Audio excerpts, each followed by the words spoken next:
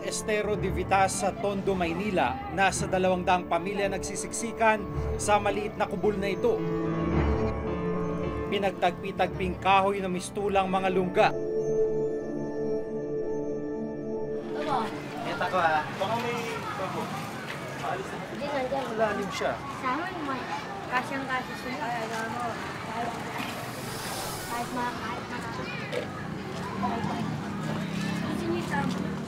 Ito yung lagusan papunta dito sa bahay nila. Tabi ito nung gilid ng estero. At nilagyan nila ng hagdan para papasok doon sa kanilang bahay. Dito sa barong-barong na ito nakatirang pamilya ni John Michael at isa lamang sila sa may 200 pamilya na dito nagsisiksikan sa gilid ng estero. Dito wala ng pagkakataon o espasyo na tumayo pa dahil sa sobrang liit. At sa ilalim nito, meron pa rin mga bahay o meron pa rin mga pamilya na nakatira. Paano naman kayo dito pag umuulan dito sa bahay niyo?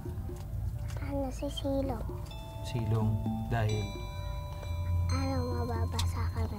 tumutulo to. Mahirap bang tumira dito sa gilid ng estero? Opo. Bakit?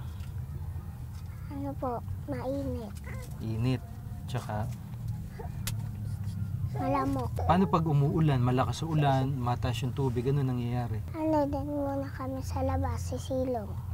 Bakit? Sa container van. Sa container, kung may bukas. Para? Hindi kami mabasa. Pero ito ba inaabot ng tubig tong bahay niyo? Hanggang saan? Hanggang dito. Hanggang pasok dito, basa lahat to.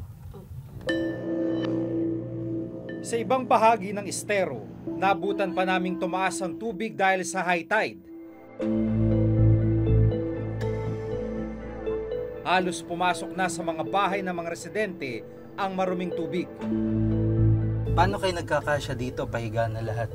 Diretso po pag ganun. Minsan po si John Michael pag ganun siya. Palang. Opo. Tapos, saan yung CR nyo? Doon po. Banda doon. Diretso na. Opo. Sa Ilog. estero, sa ilog.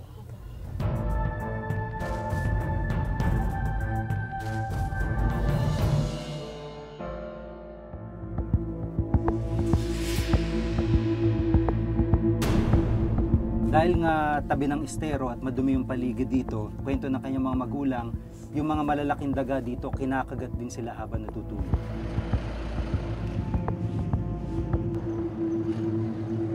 Ilang taon na kayo nakatira dito? Lima rin po.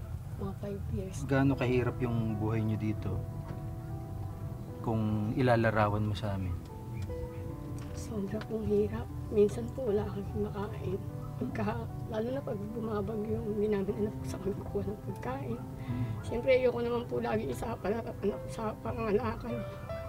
Kasi, ayoko pong ng anak ko bumubuhay sa amin. Pero minsan po talaga pinipilit niya po na pangalakan siya para may mabot sa amin pambiling bigas.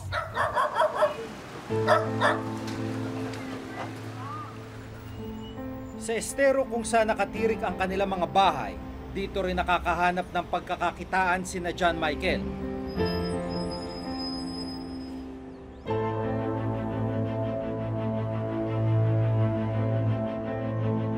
Kasama ang kanyang mga kaibigang sina Joshua at Rosario, sinusuyod at nilulusong nila ang marumi at maitim na burak para makahanap ng basurang maaring ibenta.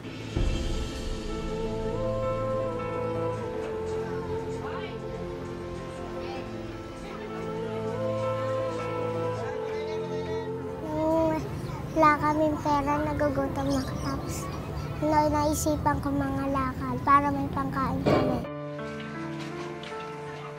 Mamang ka, kumukuha ng bote, tsaka lata, tsaka mga sibak, kalakal tsaka bakal.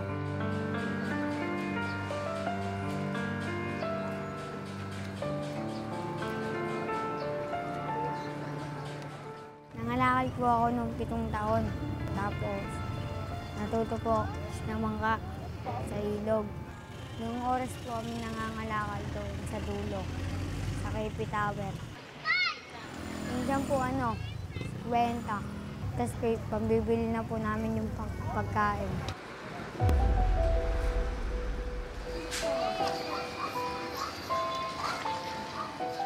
Araw-araw ganito yung pinagdadaanan ng mga batang ito para kumita kahit papaano sa pagsisikap nila at kagustuhan nila na kumita para sa kanilang pamilya, para may pambiling pagkain.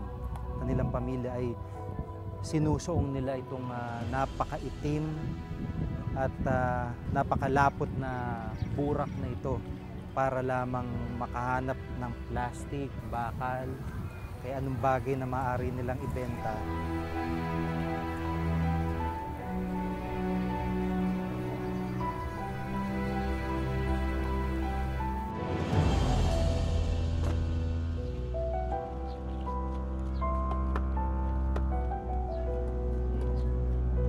Walang anumang proteksyon sa katawan ang magkakaibigan.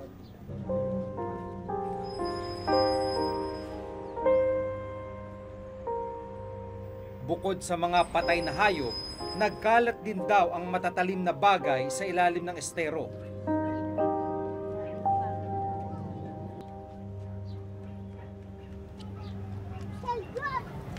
Payong na sira-sira. Saka boting basag. Ikaw ba natibo na? Natisok ng bubog na basag. Bakit? Wala nagdugo.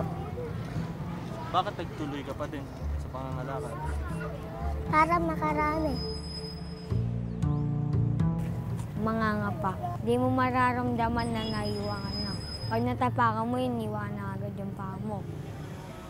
Dahil yung ginagalawan nila ay burak, lumulubog yung mga paa nila. Kaya yung posibilidad na mabubog sila o matusok ng pako sa kanilang paghahanap ng mapapagkakitaan, napakataas. At gaya nga nung kinukwento nila John Michael, pag sila'y nabububog, malaking sugat pa yung inaabot nila at matagal gumaling.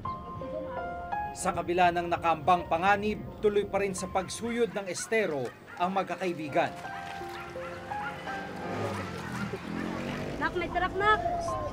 Dito, sa bato. Mas mahalaga raw kasi ang kikitain nila para dagdag panggastos. Driver ng pedicab ang ama ni John Michael at wala namang trabaho ang kanyang ina. Bakit ginagawa mo pa rin yung pangangalakal kahit mahirap? Para makakain. Nasa grade 3 si John Michael. Grade 5 naman si Rosario. Pero si Joshua natigil sa pag-aaral ngayong taon.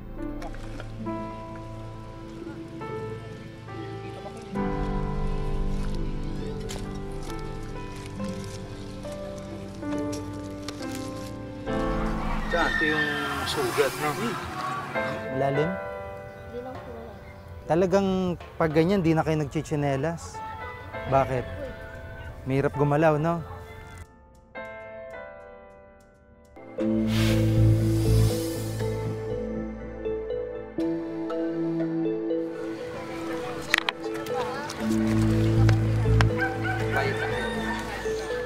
Habang nangangalakal ang mga bata sa maruming estero, ang isa sa kanila nakaapak na pala ng basag na bote. Ito yung sugat, no? Yun. Malalim?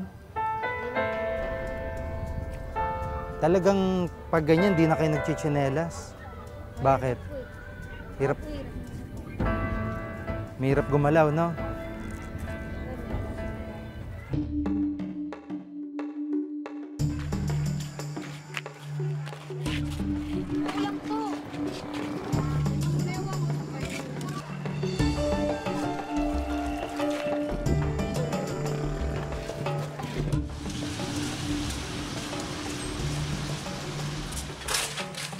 Matapos ang 5 oras, ibinenta na nila ang mga naipong kalakal.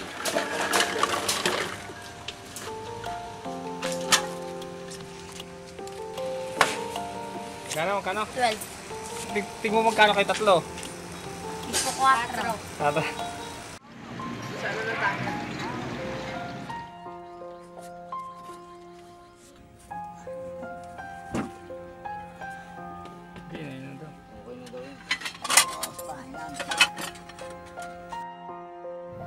kapatid mo, hindi ka ba naawa sa kanila? Haawa.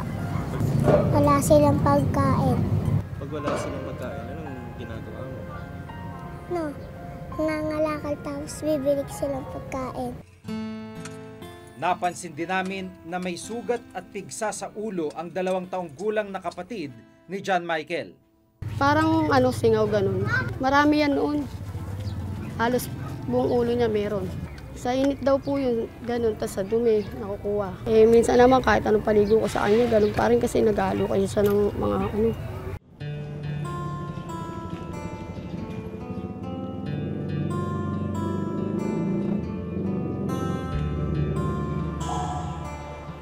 Para malunasan ang mga sugat ni na Joshua, Rosario, John Michael at kanyang kapatid, dinala namin sila sa pagamutan.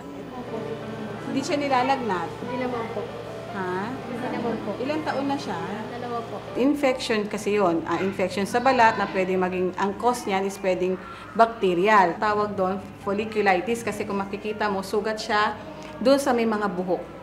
Parang hindi siya tama sa nutrisyon niya. Kasi ang batang hindi tama ang nutrisyon, mas madali siyang madadapuan ng sakit. Huwag ka nang magpaa kasi kapag nagpaa ka lalong mamamaga yan. Ngayon, dadalhin kita doon para ma-injectionan ka ng tetanus toxoid. Bakang kita para hindi ka malikot. Puka dito.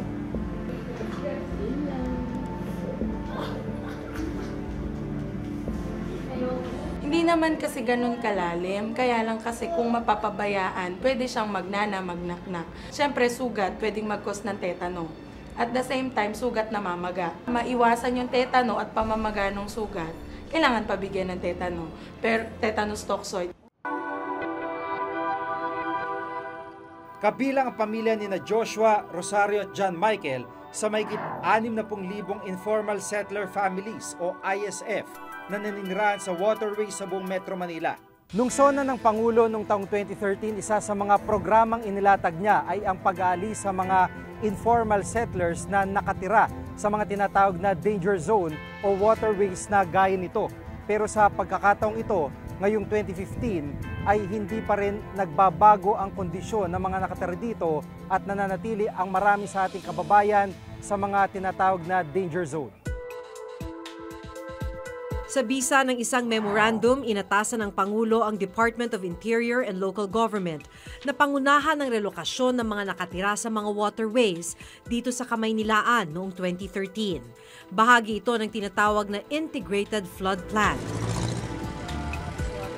Kung tutuusin, dati pa man ay may mga waterway, estero at ilog na dapat dadaanan ng tubig upang mapigilan ang baha.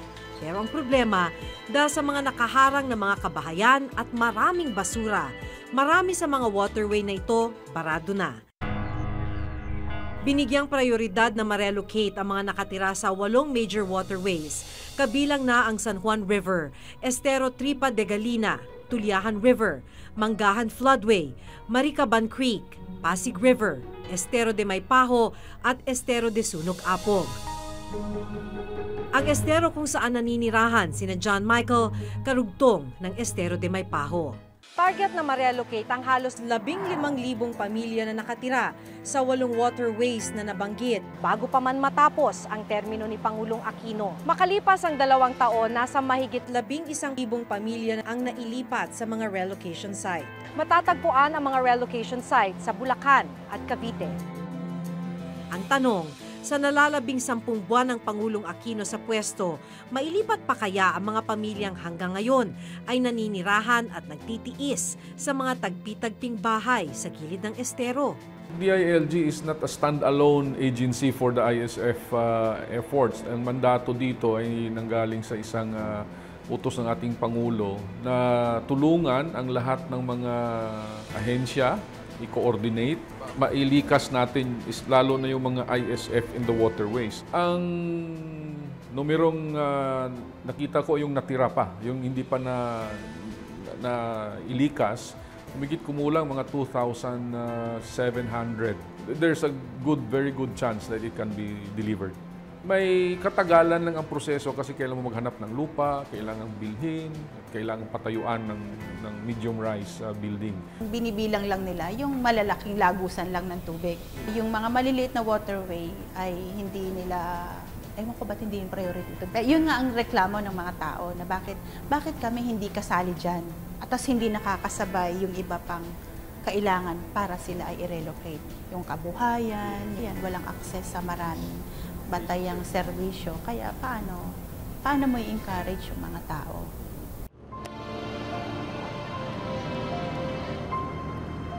Ano ba yung iniisip mo, yung pinapangarap mo para sa mga bata? Pangarap ko lang po sa mga anak mo kapag tapos ng pag-aaral, kahit ganito lang buhay namin. Pero paano mo pag-aaralin? Tulong-tulong po. Lalabandera ako minsan pagka, siyempre pinababa ko mga anak ko. Gusto ko lang makatapos mga anak sa pag-aaral. Contento na po ako doon kasi hindi po ako nakapagtapos.